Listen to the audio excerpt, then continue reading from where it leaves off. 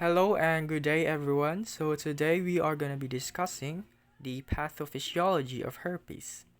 So, most of the time, when herpes infects a person, there are no symptoms. In fact, this is one of the main reasons why herpes is so contagious. Once in a while, though, symptoms can manifest in the forms of skin and mucous membrane lesions, which can be divided into two infections: above the waist, the mouth and the tongue, and below the waist, the genitals.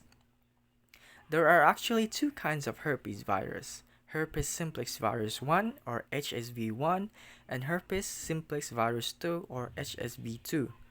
Both are herpes viruses that belongs to the Herpes viridae family with a slight differences in DNA. HSV1 generally causes the infections above the waist and HSV2 infections below the waist, but sometimes both can infect interchangeably.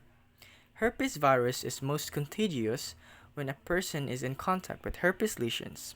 However, it can also spread from an asymptomatic host via saliva and genital secretions.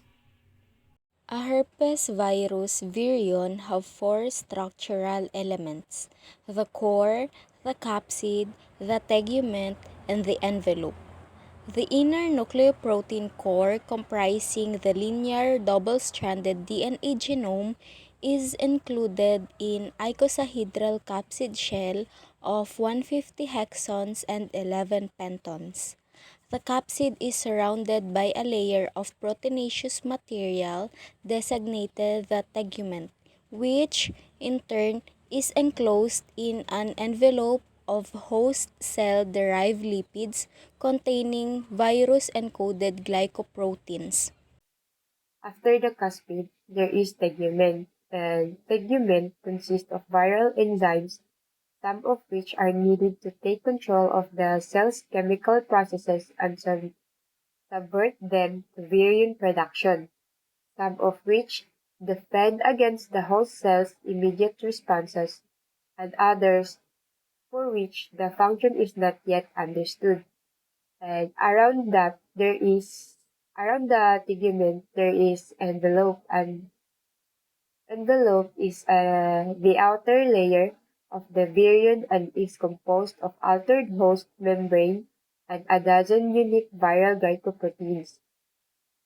They appear in electron micrographs as short spikes embedded in the envelope.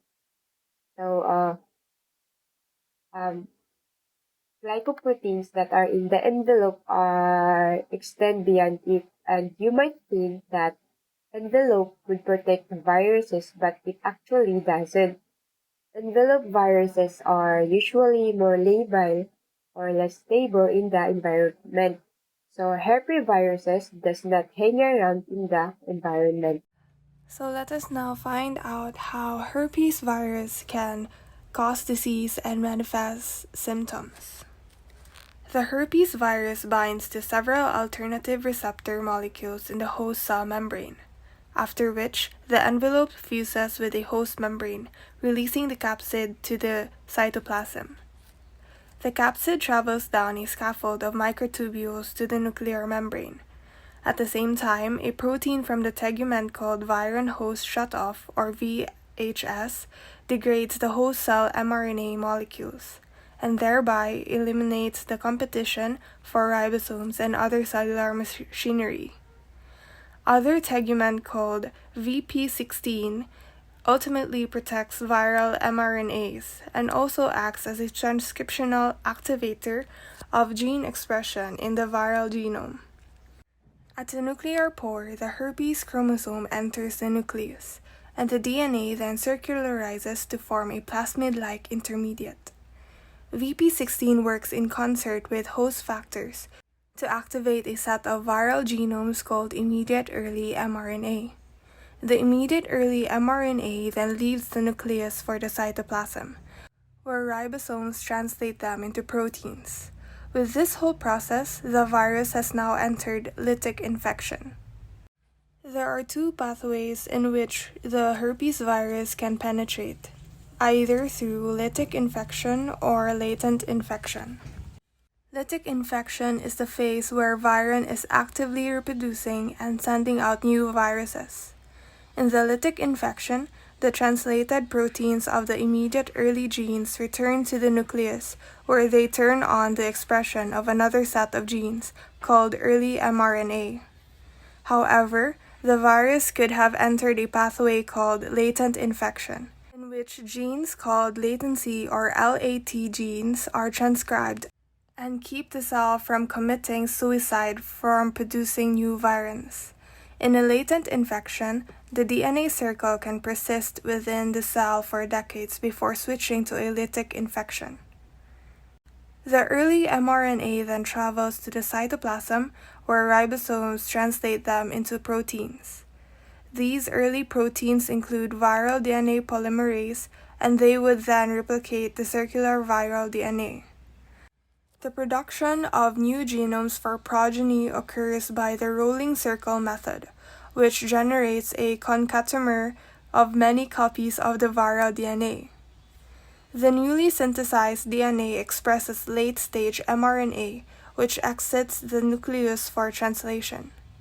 Some of the mRNAs encode capsid proteins and are translated on free ribosomes in the cytoplasm, while some of the late mRNAs encode envelope proteins, which are translated on ribosomes on the endoplasmic reticulum.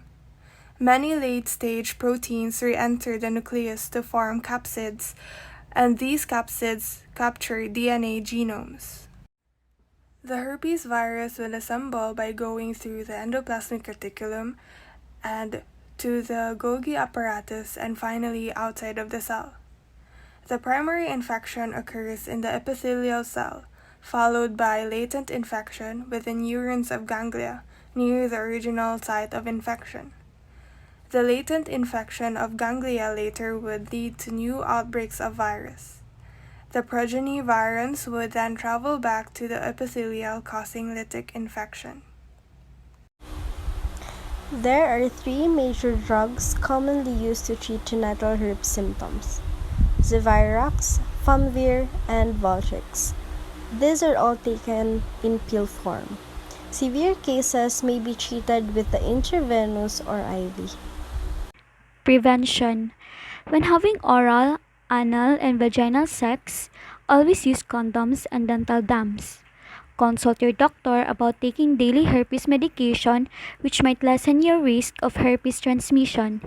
Even with a condom, it's not 100% sure that you can avoid herpes, but the best way to avoid is to avoid having sex while a herpes outbreak is occurring. It's really important to talk to your doctor about taking herpes medication every day to lower the chances of spreading herpes. Herpes simplex virus has two types, called HSV1 and HSV2. HSV1 tends to cause infections above the waist, like the mouth and face, while HSV2 affects the genitals of the body. So, how does it spread? This virus spreads through skin to skin contact with a person who has herpes.